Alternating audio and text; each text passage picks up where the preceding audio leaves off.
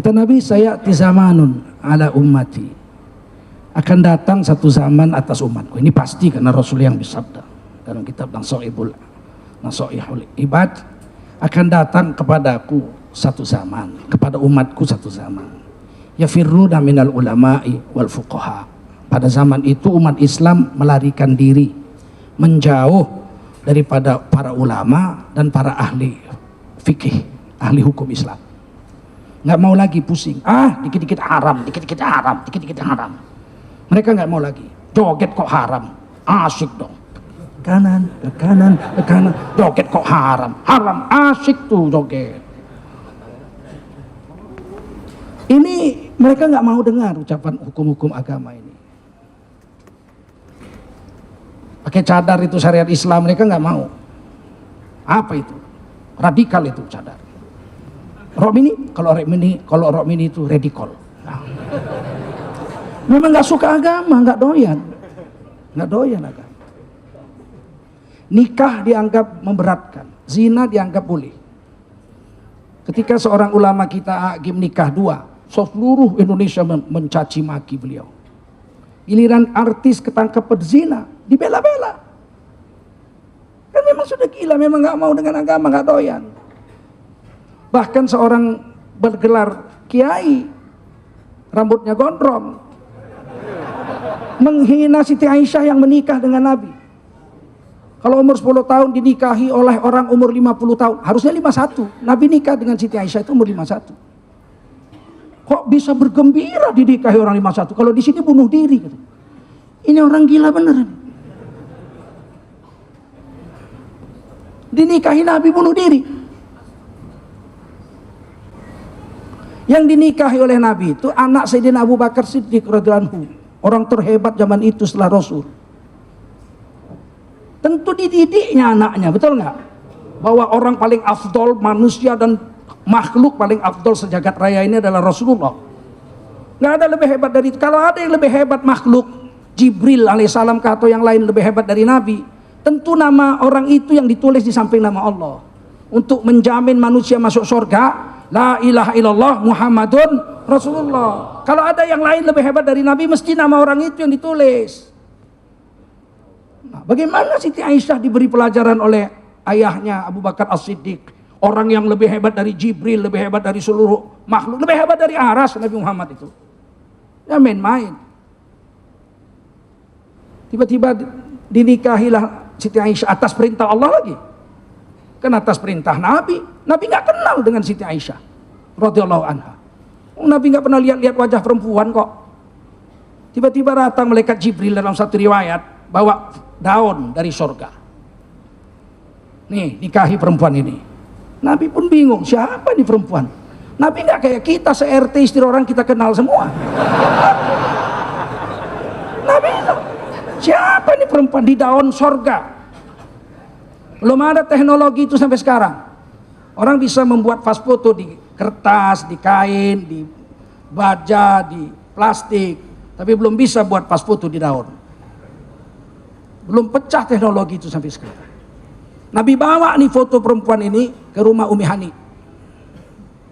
Wahai Umi Hani, kakak Sayyidina Ali. Nabi satu rumah dengan beliau sejak umur 8 tahun. Sampai Umi Hani nikah dan Nabi nikah pisah. Wahai Umi Hani, beliau Islam. Siapa perempuan ini? Dilihat oleh Umi Hani radhiyallahu anha. Wah, ini anaknya Sayyidina Abu Bakar. Kenapa? Kata Umi Hani. Saya disuruh Allah menikahi perempuan ini. Anak Sayyidina Abu Bakar, umurnya baru 10 tahun, 9 tahun. Rasulullah datang jumpa Sayyidina Abu Bakar. Di tengah jalan jumpanya. Assalamualaikum ya Rasulullah. Masya Allah. Senanglah Sayyidina Abu Bakar jumpa Nabi. Saya disuruh Allah menikahi perempuan ini. Jadi bukan Nabi yang mau. Dilihat oleh Sayyidina Abu Bakar. Sayyidina Abu Bakar tahu ini mukjizat dong. Daun ada foto di daun. Langsung Sayyidina Abu Bakar bilang nikah di sini. Langsung duduk langsung dinikahkan di situ. Dan boleh seorang bapak atau kakek wali mujbir menikahkan anak perawannya tanpa izin anak perawannya. Tapi tidak satu rumahnya nanti. Setelah Nabi hijrah ke Madinah. Nabi sudah punya istri Saudah binti Zam'ah. Seorang janda umur 61. Tinggi besar badannya, bisa menggiling gandum sendiri, kuat ngangkat air sendiri. pengganti Siti Khadijah setelah setahun Nabi jadi duda. Ini ditulis dalam kitab Al-Bayan, Syekh Imroni jilid 9, Kitabun Nikah, tentang nikahnya dengan Saudah radhiyallahu anha ini. Tentu Sayyidina Abu Bakar besoknya udah cerita dong, ya nggak? Kamu udah jadi istrinya manusia paling agung, Rasulullah. Gembira, siapa yang nggak gembira? Orang Syekh Puji nikahi ke istri umur kan anak-anak, keluarganya senang semua, nggak bunuh diri itu istrinya Syekh Puji, bener nggak? Akal, memang kadang-kadang rambut terlalu gondrong, akal jadi susah. Kurang udara masuk mungkin. Kita hidup di akhir zaman, Mas. Orang lari dari ulama dan orang lari daripada ahli fikih. Fayabtalihimullahu bisalasati baliyat. Allah akan memukul umat akhir zaman yang tak mau dekat dengan ulama, nggak mau dengar hukum agama, dengan 3 bala bencana yang besar.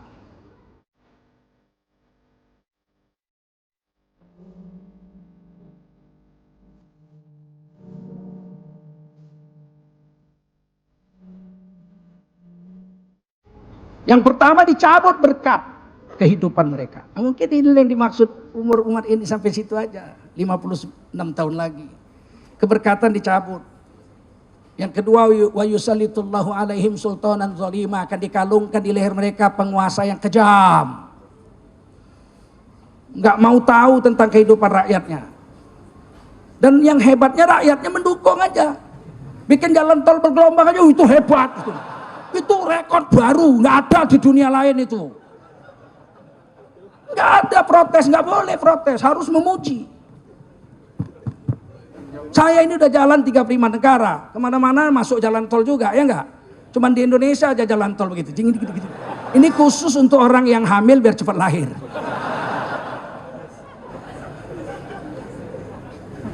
Jangan coba dikritik.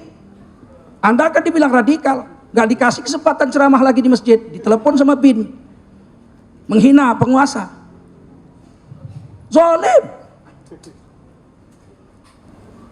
Jangan diprotes, saya nggak protes. Di Twitter saya tulis saya memuji. Setiap penguasa ada era-eranya. Era Pak Harto, jalan tol itu kokoh dan kuat, tahan lama, murah tarifnya. Zaman SBY, jalan tol itu indah dan mempesona. Cantik-cantik. Lihat yang di Benoa itu, yang di Bali. Wow, di atas selat bagus, luar biasa. Kalau yang zaman sekarang ini, bergelombang dan anti ngantuk. Harus dipuji, jangan dikritik, nggak boleh dikritik. Saya tidak mengkritik, saya memuji. Kalau Anda bilang mengkritik, Anda baper.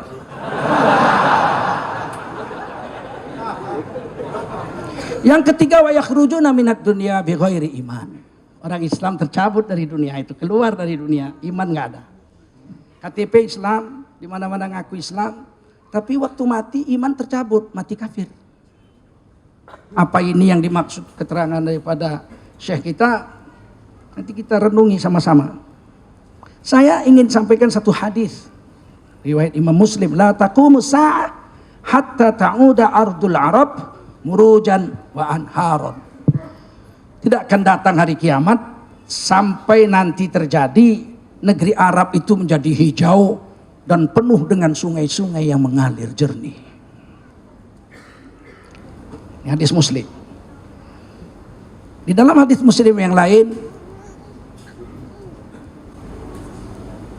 la taqumu sa'ah hatta la yabqa ala wajhil ardi man yaqulu Allahu Allah. Tidak akan datang hari kiamat selagi masih ada satu orang di dunia ini yang mengucap dengan mulutnya Allahu Allah, atau dalam hadis lain la ilaha. Sekarang masih ada 1,7 miliar orang Islam. Dalam hadis Muslim yang lain, la taqumu sa'ah illa ala syirarin nas. Tidak datang hari kiamat kecuali menimpa kafir-kafir aja. Kalau masih ada orang Islam, kiamat nggak datang. Sebab kiamat ini kata Quran syai'un azim, sesuatu yang dahsyat. Allah nggak rela orang beriman kena azab kiamat ini, azab besar. Kalau ibu-ibu punya anak bayi diletakkan di atas tempat tidur, dia lagi duduk-duduk di ruang tamu, tiba-tiba terjadi gempa, dia akan nomor satu apa yang dia lakukan? Masuk ke kamar mengambil anaknya, betul? menyelamatkan anaknya.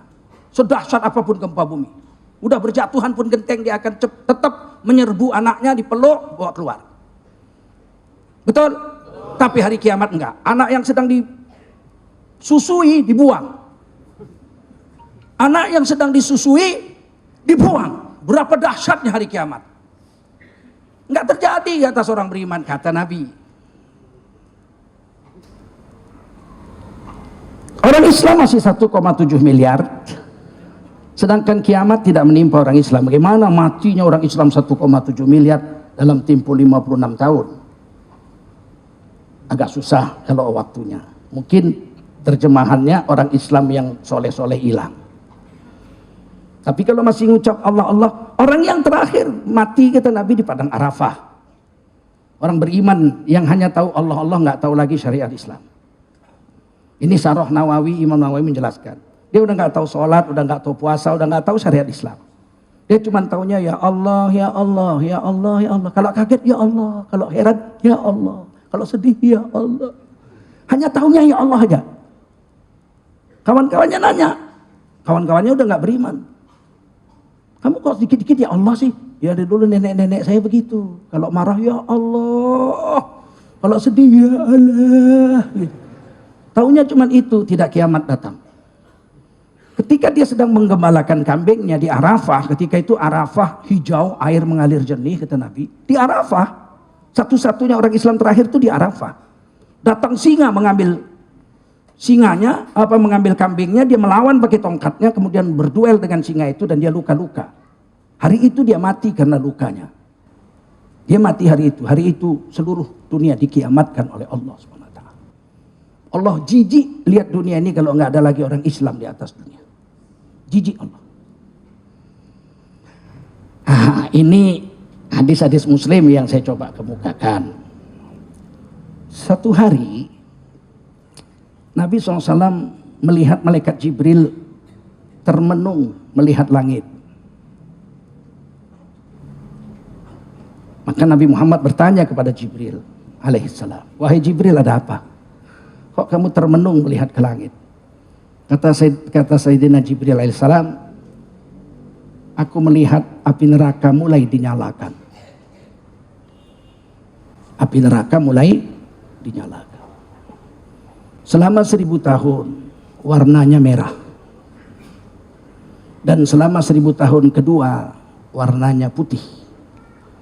Dan selama 1000 tahun ketiga warna api neraka berubah menjadi hitam legam. Dan ketika dia sudah hitam legam, dia siap untuk dihuni oleh para penghuninya. Dari hadis ini berarti kalau waktu kita masih lama. Zaman Nabi neraka dihidupkan. 1000 tahun berarti masih 1600-an.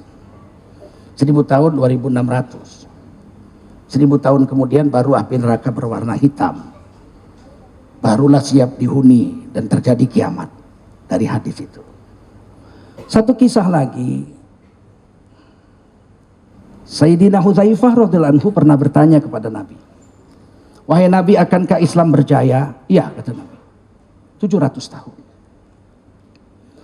Kemudian setelah itu, akankah Islam hancur? Iya, Islam akan terjajah di seluruh tanah Islam selama 700 tahun. Akankah Islam berjaya lagi? Iya, berjaya lagi selama 700 tahun. Kemudian Islam akan hancur sehancur-hancurnya. Dan kemudian turunlah Dajjal. Dan kemudian aman lagi beberapa tahun karena Nabi Isa turun dan membunuh Dajjal. Kemudian setelah itu hancur sehancur-hancurnya umat. Dan kiamat pun datang. Kalau begitu masih ada 3000 tahun, kurang 1500 tahun. Kejayaan Islam tahun pertama 700 dari zaman Nabi 1400 sampai tahun 1500. Setelah itu Islam dijajah di seluruh dunia. Tadi Pak Kiai kita udah bilang di mana-mana dibagi-bagi, di kapling-kapling. Ya kan? Libya diambil Italia, Mesir diambil Prancis, Malaysia, Indonesia diambil Belanda, Malaysia dan Brunei serta Singapura diambil oleh Inggris dan seterusnya. Tapi kemudian Islam bangkit lagi. 700 tahun. Sekarang ini baru 1441 Hijriah. Artinya masih ada sisa 69 tahun lagi Islam akan berjaya memimpin dunia. Ini versi saya. Dan siapa pemimpin dunia 700 tahun yang akan datang yang kali kedua, kejayaan Islam adalah orang Islam dari timur. Suku Melayu. Kata Allah, walikulli ummatin ajal. Setiap umat pernah berjaya dan pernah hancur. Ini kekuasaan dunia digilir-gilirkan.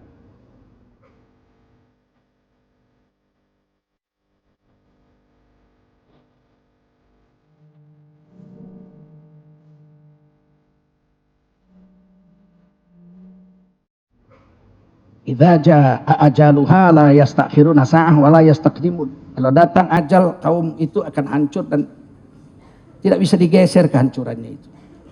Inggris negara kecil di Eropa, tapi pernah menguasai seluruh dunia. Dari Falkland Argentina sampai Selandia Baru itu kekuasaan Inggris. Dari Kanada sampai ke Singapura itu kekuasaan Inggris. Tapi kemudian Inggris hilang. Mongol, satu bangsa primitif di padang pasir terpecah-pecah, bunuh-membunuh sesama mereka. Kemudian tiba-tiba bangkit zaman Genghis Khan, Temucin, kemudian menguasai 2/3 dunia dan menghancurkan Baghdad. Dibakar semua kitab-kitab di Baghdad sehingga air sungai Furat berubah menjadi hitam karena abu kitab-kitab yang dibakar oleh Genghis Khan. Kemudian Genghis Khan habis. Sekarang Mongol itu jadi negara kecil primitif lagi. Jepang pernah bangkit, kemudian habis. Italia pernah bangkit, kemudian habis. Jerman pernah bangkit, kemudian habis. Sekarang masanya Amerika bangkit. Sudah di ujung-ujung mau turun. Siapa penggantinya? Saya pikir Cina. Cina akan menguasai dunia. Sampai kemudian menemui ajalnya. Bagaimana menemui ajalnya? Amerika ada sekitar dari mulai kemerdekaan sampai sekarang 70 tahun. Tapi Cina mungkin lebih kurang 50 atau 20 tahun saja. Karena mereka rakus. Orang rakus dibenci seluruh dunia. Penjajah yang rakus pasti dibenci oleh seluruh dunia. Setelah itu siapa? Saya yakin setelah itu Islam. Islam yang mana? Islam Melayu. Melayu ini sekitar 500 juta orang penduduk. Orang Melayu. Indonesia saja 267 juta. Malaysia, Singapura sedikit, cuma 10%. Filipina Selatan sedikit, Thailand Selatan, kemudian Madagaskar, Champa. Ini kalau digabung sekitar orang Melayu itu 500 juta orang dan belum pernah memimpin dunia sama sekali. Apalagi saya baca dalam barusan saya tahu dari hadis dari kitab Imam Tabari mengatakan bahwa Nabi Ibrahim itu istri ketiganya itu orang Hindustan Timur. Anaknya yang paling besar Madian tinggal di Jordan, itulah suku Madian, nanti Nabi Syu'aib di sana. Sedangkan anak-anaknya yang lain disuruh datang ke kampung ibunya Kontura dan mulai membangun peradaban Islam di negeri Hindustan Timur, yaitu negeri Nusantara. Ditambah dengan Champa sampai ke Filipina sampai ke Halmahera sana. Saudara-saudara yang mulia, saya berharap kiamat tidak 56 tahun lagi. Sebab Imam Mahdi datang betul. Tapi Imam Mahdi datang menurut riwayat yang saya ketahui menghancurkan imperium Yahudi. Memimpin kaum muslimin memerangi Yahudi. Kemudian Islam berjaya 700 tahun. Baru nanti Nabi Isa turun. Nabi Isa bukan Imam Mahdi. Imam Mahdi dalam hadis dikatakan namanya Muhammad bin Abdullah. Sedangkan Nabi Isa alaihissalam, beliau tugasnya membunuh Dajjal. Kemudian menjadi umat Nabi Muhammad SAW, wafat dan dikuburkan di sebelah kuburan baginda Rasulullah Muhammad SAW di Madinah. Saya pikir ini jadi nggak begitu ngeri. Masih panjang umur, 56 tahun ngeri. Tapi kalau Ustadz Rahmat betul, ya kita siap-siap. Saya rasa kalaupun 56 tahun lagi kiamat, saya pun dah mati juga. Nggak mengalaminya juga saya. Saya sudah tua, jenggot saya sudah putih. Tapi kalau Imam Mahdi turun dalam tahun 2024 ini, kemungkinan iya. Saya yakin tentang itu. Imam Mahdi, Muhammad bin Abdullah. Sebab beberapa guru saya sudah jumpa dengan Imam Mahdi itu. Masih kecil waktu itu, masih umur 11 tahun. Sekarang mungkin sudah hampir 40. Beliau turun umur 40. Sebagaimana Rasulullah diutus jadi nabi, dan beliau akan menjadi khatib di Masjidil Haram. Ketika itu Masjidil Haram turun salju, sehingga khatibnya muntah darah, batal jadi khatib. Maka orang yang ke-40-nya menggantikan adalah Muhammad bin Abdullah, Imam Mahdi, yang akan memimpin kita memerangi Yahudi. Dan Yahudi ini nanti sembunyi di belakang pohon, sembunyi di belakang tembok pun tembok akan bicara. Sembunyi Yahudi di belakang batu, batu akan bicara. Ya Abdullah, miwara Yahud. Abdullah, di belakangku ini ada Yahudi, bunuh aja. Hanya satu yang bisa yang mau menyelamatkan Yahudi, yaitu pohon horkot, pohon pinus, pohonnya orang Nasrani. Saya memikirkan kalau memang pohon horkot sembunyi di situ, wallahu alam. Tapi mungkin arti kiasannya, yang mau berjuang menyelamatkan Yahudi adalah orang-orang Nasrani, orang-orang Kristen.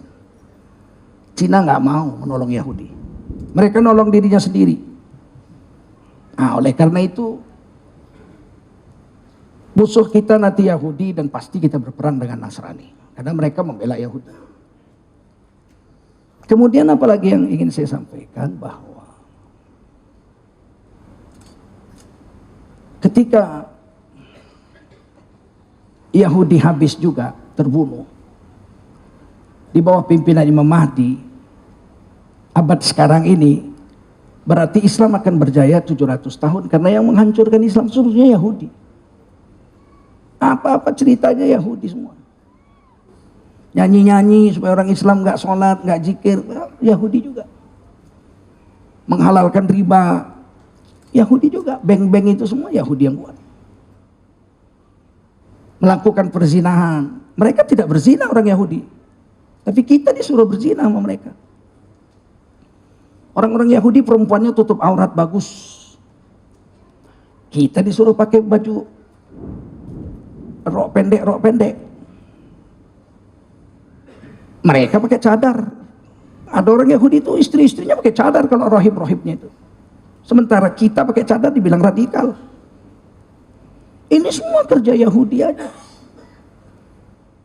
Mereka buat maret, mall itu semua dia. Punya kerjaan. Alat-alatnya ya orang-orang yang itu. Selain daripada dia. Bayangkan di Jakarta dibikin di Kapuk, pusat syariah terbesar se-Asia Tenggara. Semua pekerjaannya orang-orang Cina, nggak ada satupun yang Islam. Coba itu, pikirkan itu. Sudah sampai puncaknya ini. Sesuatu yang sudah sampai puncaknya akan meledak. Saya yakin pemimpinnya Imam Mahdi. Dan guru-guru saya mengatakan yang terpilih menjadi tentara Imam Mahdi 3 golongan. Mudah-mudahan Anda masuk salah satu. Yang pertama adalah orang-orang pencinta Al-Quran. Para hafiz dan pembaca Al-Quran. Ini orang-orang ini yang akan dipilih jadi tentaranya Imam Mahdi. Yang kedua adalah orang-orang dakwah, yang siang malam mati-matian menghabiskan waktunya sampai meninggalkan istrinya segala macam, anaknya kurang makan gara-gara agama, mendakwahkan agama sampai masuk penjara segala macam. Beliau baru diperiksa, saya sudah duluan. Sebelum semua yang diperiksa, saya duluan diperiksa. Tapi saya nggak mau cerita. Jadi yang pertama ahli Quran, yang kedua ahli yang ketiga ahli zikir. Orang-orang yang siang malam berzikir, ini akan dipilih jadi tentaranya Imam Mahdi. Selain ini jangan harap masuk. Jadi kalian semua kalau mau masuk jadi tentara Imam Mahdi, letakkan diri Anda salah satu dari yang 3 itu. Ahli Quran, atau ahli zikir, atau ahli dakwah. Ahli ekonomi nggak masuk situ. Ahli silat nggak masuk situ. Silakan pilih salah satu. Syukur-syukur bisa 3-3. Kita dakwah juga, kita zikir juga, kita baca Quran juga. Syukur-syukur. Karena peperangan di akhir zaman tidak memerlukan kekuatan fisik yang hebat, tapi kekuatan rohaniyah yang hebat. Ketika kami dulu masih muda, kami sempat singgah di Afghanistan. dalam perjalanan darat naik haji. Itu helikopter Rusia itu bisa mengangkat 26 orang, chopper namanya. Cuman Rusia yang bisa bikin pesawat helikopter segagah itu. Kalau Amerika 4 orang, mengangkat 4 orang. Kalau chopper, saya pernah naik chopper, 26 orang penumpangnya. Itu dilempar batu aja sama pejuang Afghanistan. Kayak ngelempar jamroh aja. Bismillahirrahmanirrahim, Allahu Akbar, tuh meledak itu chopper. Jadi kekuatan rohania.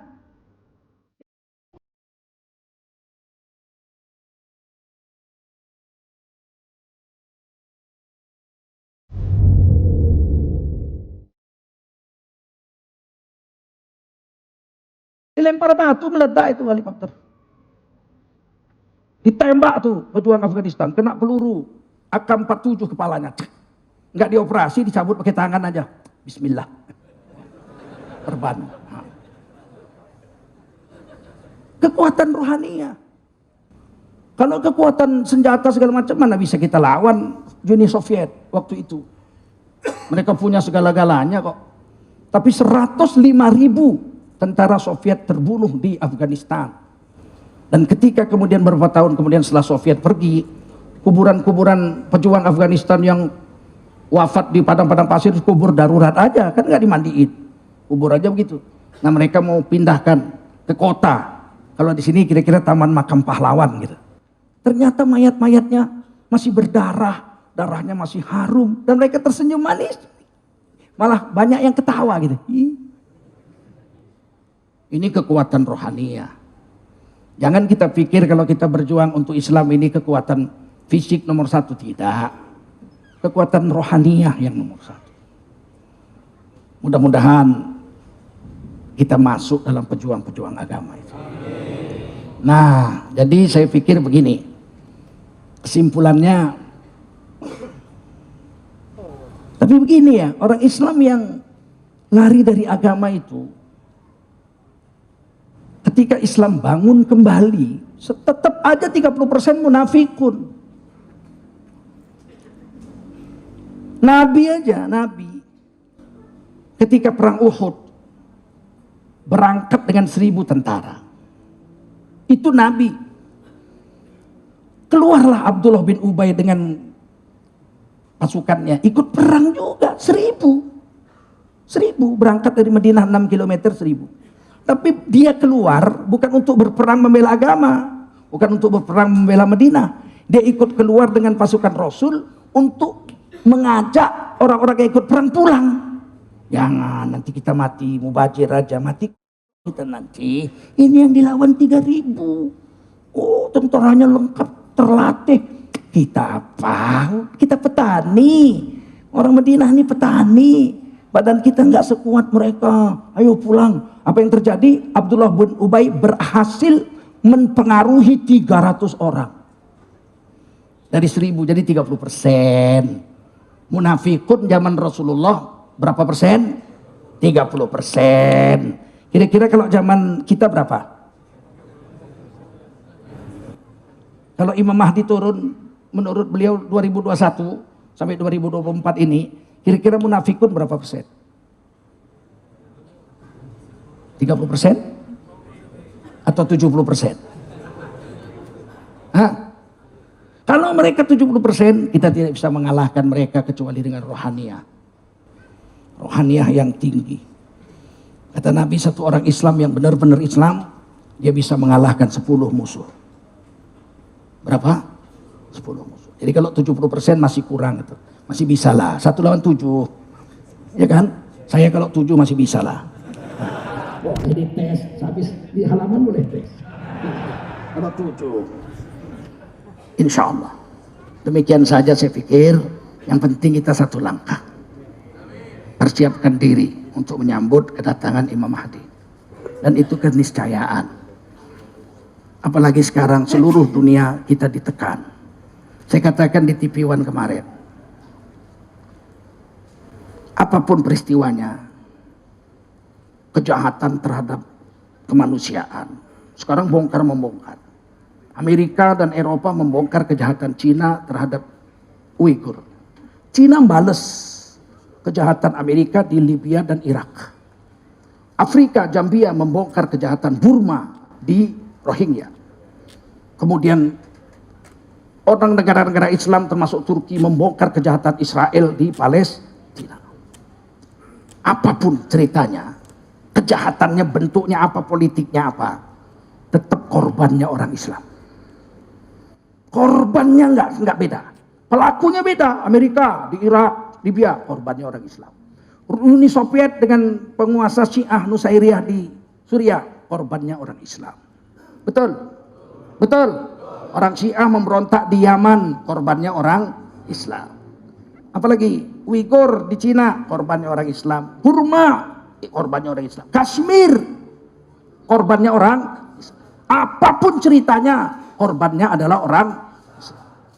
Masih belum sadar juga ke orang Islam? Masih ada yang mengatakan itu di Uighur itu adalah gerakan separatis seperti Papua. Nanti ku garuk kepalamu baru kau tahu. Kalau gerakan separatis mesti ada korban dong. Betul. Kemarin tentara kita 2 syahid dibunuh oleh separatis Papua. Nggak berani bilang separatis. KB, kelompok KB, kelompok KB, ya, kelompok KB, keluarga berencana. Nggak berani bilang separatis. Diumumkan korbannya. Kalau memang Uighur itu separatis, pasti Cina udah besar-besarkan dong. Ini korbannya, ya nggak? Ditembak. Yang ini tentaranya dibom, yang ini tentaranya digranat. Satu pun nggak ada. Betul? Percaya Anda kalau memang betul separatis sudah banyak dibunuh tentara Cina, Cina nggak bongkar bahwasanya Uighur itu membunuhin tentaranya? Percaya? Mana mungkin, hanya lu orang mau percaya lu. Jangan percaya lu. Saya nggak ditangkap bilang gitu Pak, karena saya anak Cina. Istimewa saya, lu orang jangan percaya lu. Apapun, saya tutup ceramah ini, apapun motifnya, politika, budaya, ekonomi, apapun motifnya, kejahatan di seluruh dunia, korbannya adalah kaum muslimin. Akankah kita berdiam diri? Akankah kita berdiam diri? Buat gerakan, satukan langkah umat. Saya sudah buat yayasan Barokah Sumatera Utara. Target saya membangun rumah sakit 10 miliar. 1 juta orang kali 10.000 perak aja. 10.000 aja. 10.000 aja. Tapi 1 juta orang. 10 miliar. Saya sudah bisa bangun 1 rumah sakit. BPJS bayar. Yang nggak bisa bayar BPJS, kita gratiskan. Paham? Tunjukkan semua pemerintah ini sampai 2024. Saya 3 rumah sakit 3 tahun. Abdul Somad 3 rumah sakit 3 tahun. Buya Yahya 3 rumah sakit 3 tahun. Hakim 3 rumah sakit 3 tahun. 10 kiai 3 rumah sakit selama 3 tahun. 30 provinsi sudah ada semua rumah sakit. Buktikan pada mereka kita bukan pengemis. Kalau BPJS nggak mampu menanggung, kita yang nanggung. Siap? 10.000 1 orang. Ikut saya, follower saya 1 juta, itu 10 miliar. Untuk biaya operasionalnya, untuk bangun rumah sakitnya 10 miliar. Sanggup nggak? 20.000 setahun sanggup nggak? Nah itu. Sekarang jadi panas-panas juga ada orang mau bikin perumahan syariah, penipu. Orang Islam yang nipu itu 1-2 orang dan tidak berkualitas. Memang tidak dikenal. Kalau sekelas kiai kita ini, sekelas saya mau menipu. Buat apa kami menipu? Gaji kami aja nggak habis dimakan kok. Bukan kaleng-kaleng ini. Paham? Siap? Rekening saya catat 762. Oh gitu. Ini yang hadir 1.000. Kalau 1.000 kali 10.000 itu udah 10 juta. 762. Semua HP-nya keluarin. Ini jihad pertama. 762 626 2777 2777 7-nya 3. Saya ulangi.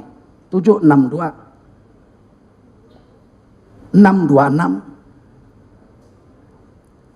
2777. Bank Syariah Mandiri. Terkumpul Bank Syariah Mandiri. Terkumpul 1 juta orang kali 10.000, berdiri satu rumah sakit. Kita buktikan bahwa kita orang Islam dengan 10.000 mampu menggratiskan orang yang tidak di cover oleh BPJS. Siap? Takbir, Allahu Akbar. Allahu Akbar. Allahu Akbar. Wassalamualaikum warahmatullahi wabarakatuh.